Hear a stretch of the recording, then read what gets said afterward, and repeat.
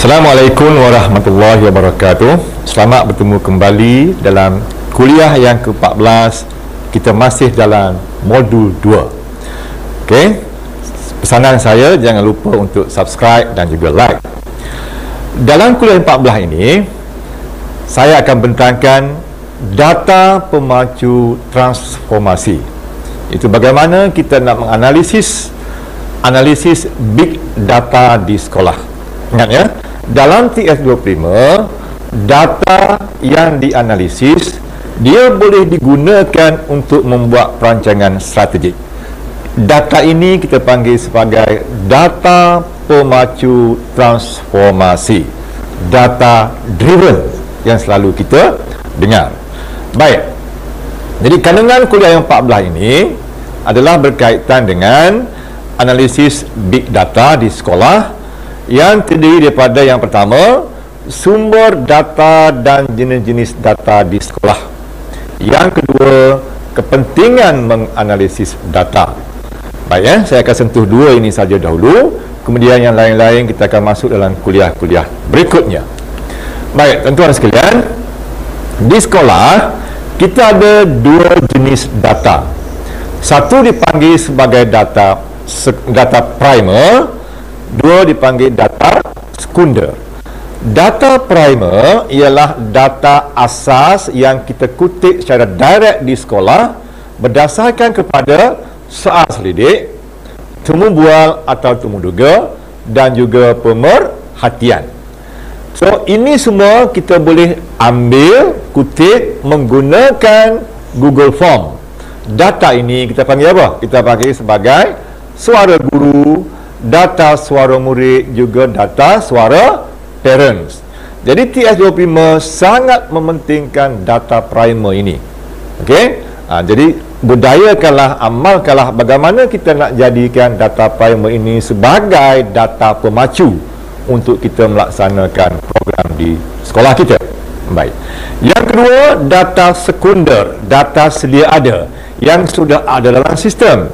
Misalnya data SKPM G2. Data ini kita guna untuk apa? Kita guna untuk menilai kualiti sekolah dan juga kemenjadian murid secara keseluruhannya. So, kita gunakan tool SKPM G2. Kemudian kalau kita nak tahu berkaitan dengan akademik, kita gunakan data SAPS. Kita nak tahu berkaitan dengan pengurusan murid, kehadiran murid seharian, kita gunakan data APDM. Kita nak tahu berkaitan dengan salah laku murid, kita gunakan data SSBM. Dan kita nak tahu berkaitan dengan guru, kita gunakan data e-operasi. Data-data ini kita panggil sebagai data sekunder, data sedia ada. So, TS25 haruslah kita ambil dua-dua sayap data ini. Jangan kita ambil sekunder saja, tapi kita juga kena ambil data primer untuk kita jadikan dia sebagai perancangan strategik kita nanti. Baiklah tuan-tuan sekalian, ini contoh data SKPM G2 di bawah kepimpinan. Standard 1 kepimpinan PGB, standard 2 pengurusan organisasi, standard 3 adalah pengurusan kurikulum, pengurusan co-kurikulum, pengurusan hal ehwal murid. Standard 4 khusus untuk guru, iaitu pembelajaran dan pemudahcaraan. Standard 5 ialah kemenjadian murid, sama ada dalam akademik, co-kurikulum dan juga sasiah. Ini data asas. Okey, data sekunder asas yang kita gunakan untuk kita membangunkan sekolah kita. Baik. Ada 3 jenis data yang perlu kita teliti, yang perlu kita analisiskan di peringkat sekolah. Apa dia? Yang pertama, data besar ataupun data makro. Yang kedua, data kecil ataupun data mikro. Yang ketiga, data terperinci ataupun data meso. Program TS25 mementingkan data kecil dan data terperinci bagi tujuan mengatasi kelemahan dan meningkatkan pencapaian secara bersasar. Ingat, kita fokus, kita ada sasaran. Maka untuk kita meningkatkan kualiti sasaran tadi, kita gunakanlah data kecil dan juga data terperinci. Baik, data besar tu apa dia? Data besar berkaitan dengan peratus LMS, berkaitan dengan GPS, berkaitan dengan data trend yang juga diguna untuk merancang projek inisiatif secara menyeluruh di peringkat sekolah dalam konteks PSO, Rancangan Strategik Organisasi. Selalunya digunakan untuk data besar. Data kecil pula, microdata, merujuk kepada data headcount, analisis markah sempadan dalam ujian pengesanan. Itu data kecil. Misalnya kata, berapa orang pelajar yang ada di kelompok 0 hingga 19 markah, berapa orang pula yang berada di bawah kelompok 20 hingga 29 markah, dan seterusnya. Data ini dan siapa orangnya kita gunakan untuk buat intervensi.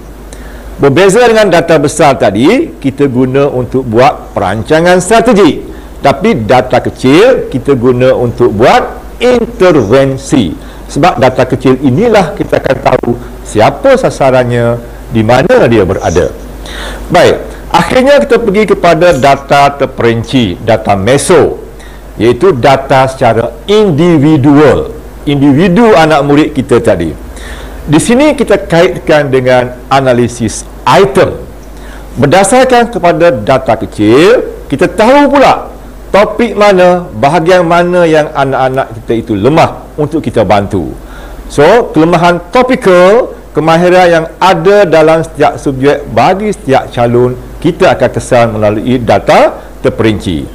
Data ini diguna untuk apa? Diguna untuk kita membantu coaching dan juga membimbing anak-anak murid kita bagi mengatasi kelemahan topikal yang telah kita temui dalam analisis item tadi. Jadi ingat ya, dalam P25 kita perlu gabungkan ketiga-tiga jenis data ini dalam konteks yang berbeza-beza. Baik, tuan-tuan sekalian, saya bagi satu contoh data kecil. Ini misalnya mengikut subjek, mengikut mata pelajaran. Okey, ada julak markah, ada bilangan, ada siapakah pelajar yang akan terlibat. 0 hingga 19 markah berapa orang, 20 hingga 29 berapa orang, 30-39 berapa orang, dan siapa pelajarnya. Begitu juga dengan head count untuk lulus kepada kepujian, head count kepujian kepada cemerlang. Akhirnya kita akan sentuh semua murid apabila kita menggunakan data kecil ini, iaitu data head count. Ingat ya, data kecil kita rujuk kepada data head count mengikut kelompok sempadan markah. Baik, seterusnya data head count tadi setelah kita analisis berdasarkan kepada pencapaian semasa dalam ujian pengesanan atau peperiksaan dalaman yang dijalankan di sekolah. So, setelah pelajar tersebut dikenal pasti mengikut kelompok markah, mereka akan diberikan intervensi yang berbeza. Ingat tu, intervensi mesti berbeza mengikut kelompok perolehan markah masing-masing. Jangan kita gunakan intervensi yang sama untuk kelompok yang berbeza. Okey, itu silap dari segi teknikal cara kita buat intervensi. Kemudian data tadi kita analisiskannya secara RCA, root cause analysis. Root cause analysis tujuannya nak mencari punca masalah, punca kegagalan. Mengapa dia gagal topik itu? Mengapa dia gagal kemahiran itu? Mengapa dia tak kuasai aspek itu? Apakah sebab yang menghalang untuk dia meningkatkan markah yang lebih cemerlang dan sebagainya?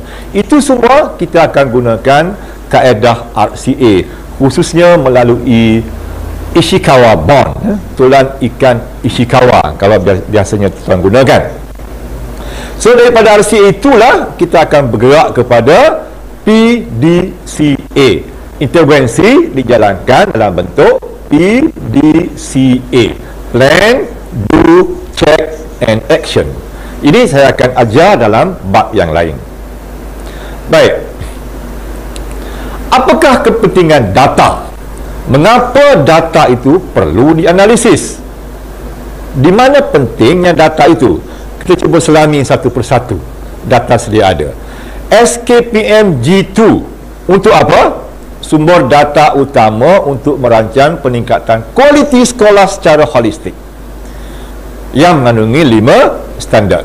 Jadi kalau kita nak buat rancangan strategi organisasi, kita mesti gunakan data SKPM G2.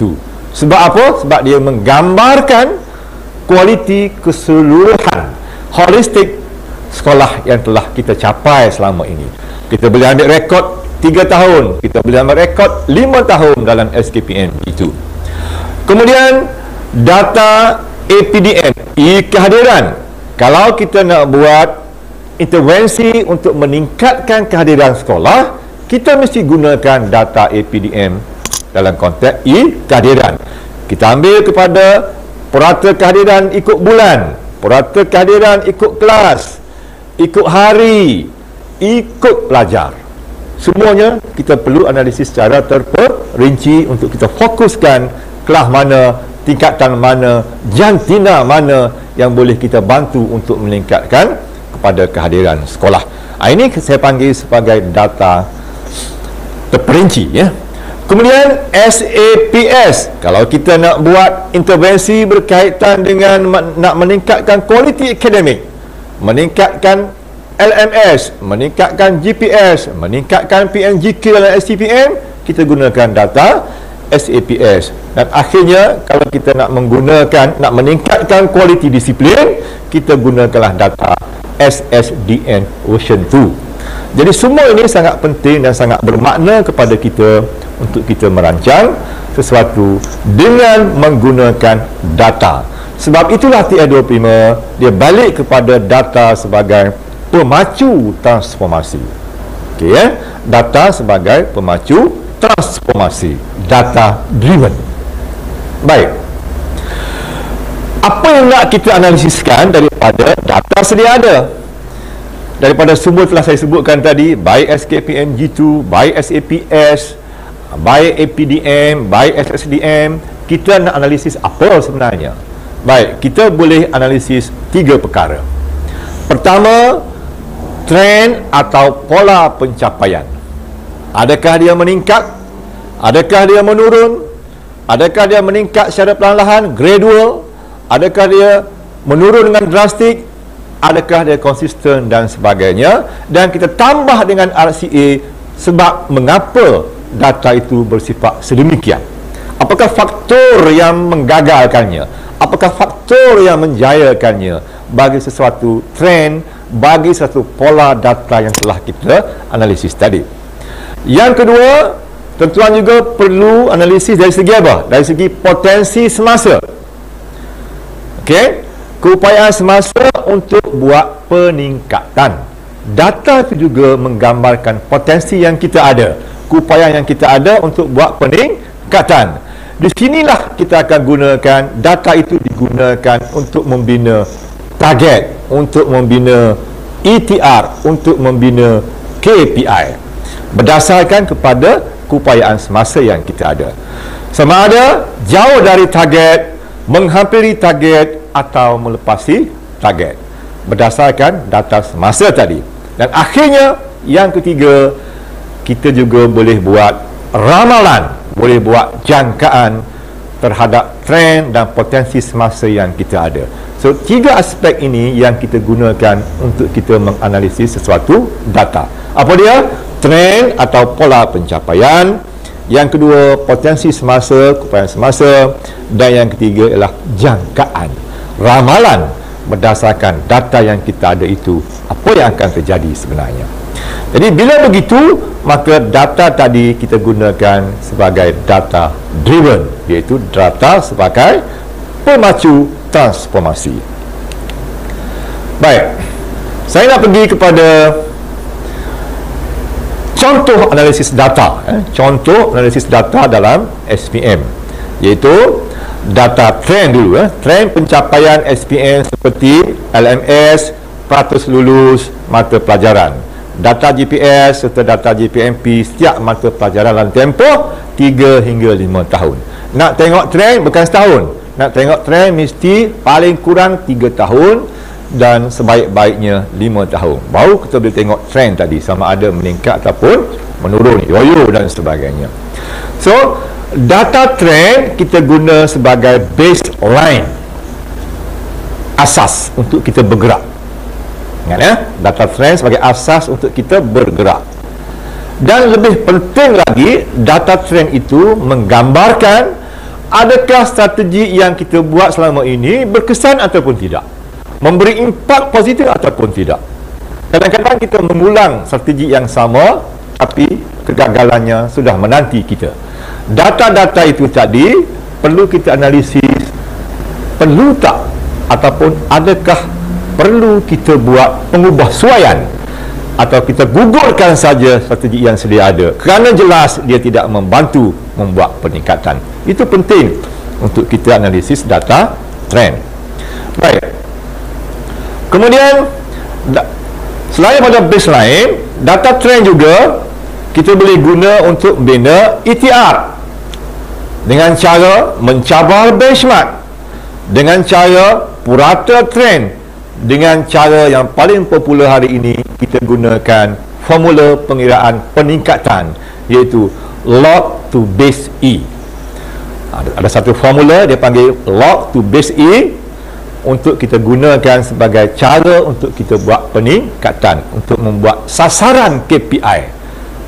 Okey, ini kita akan belajar dalam bahagian KPI itu nanti ya.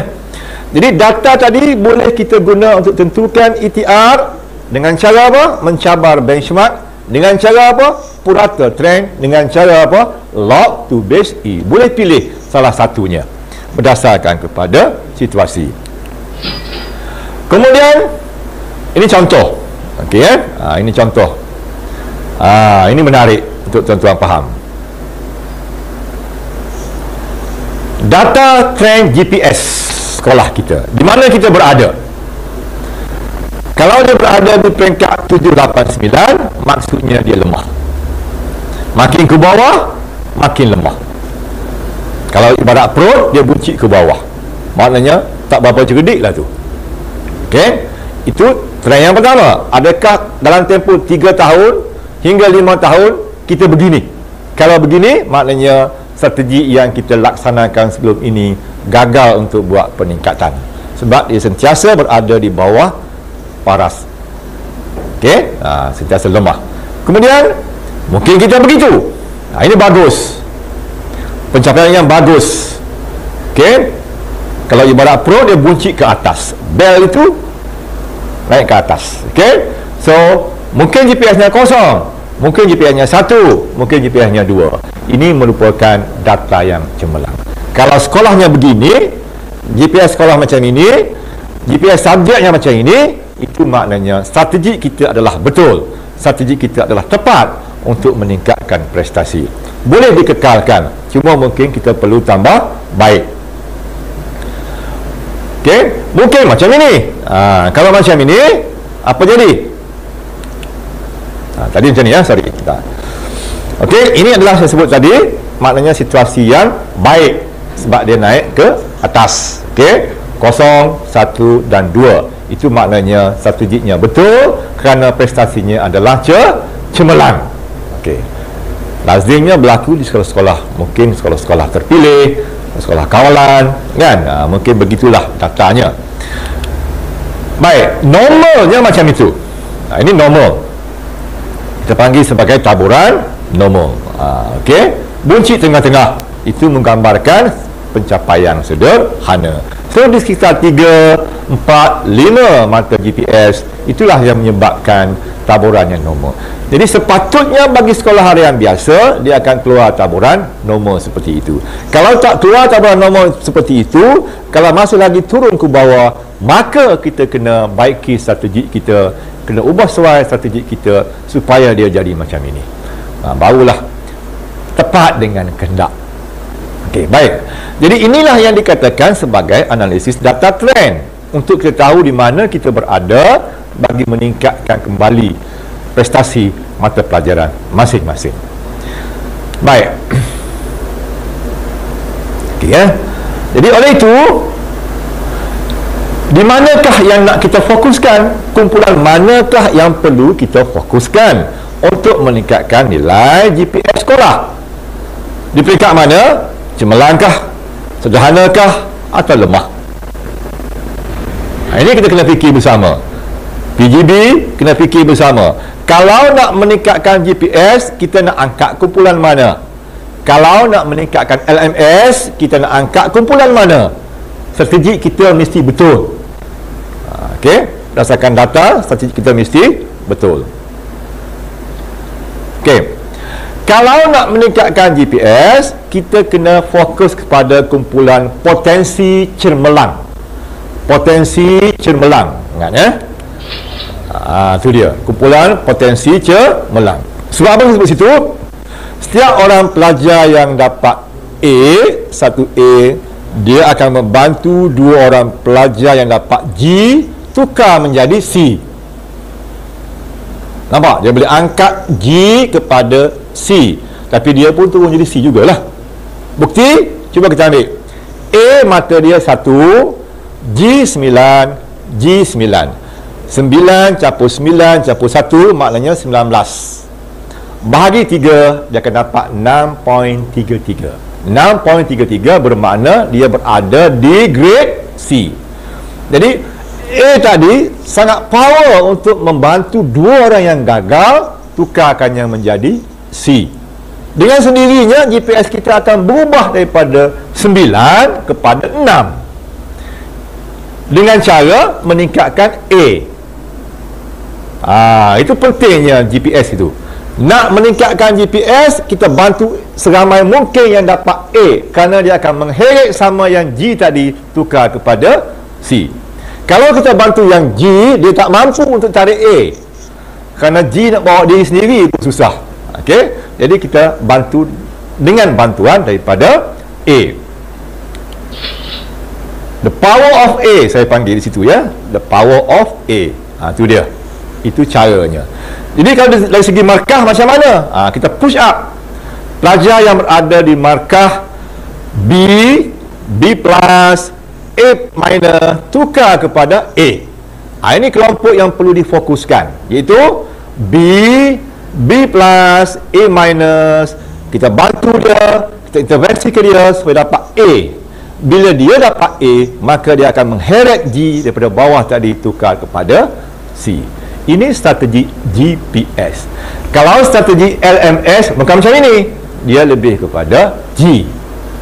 So kita kena pandai mengolah strategi kita supaya dia kena dengan situasi yang kita perlukan untuk berjaya. Dan inilah dia yang dikatakan sebagai analisis berstrategi berdasarkan kepada data. Sebab itu data dipanggil sebagai data pemacu transformasi. So bantulah dari segi itu ya. Baik. Jadi saya rasa cukup setakat itu dalam konteks hari ini, supaya kita semua boleh menjadi pengurus sekolah yang hebat, yang melaksanakan strategi berdasarkan kepada data, bukan berdasarkan kepada persepsi, bukan berdasarkan kepada andaian. Ingat, TS25 nak buang saka persepsi, nak buang saka andaian, sebaliknya nak menggunakan data sebagai pemacu transformasi. Data driven. Sekian. Wassalamualaikum warahmatullahi wabarakatuh.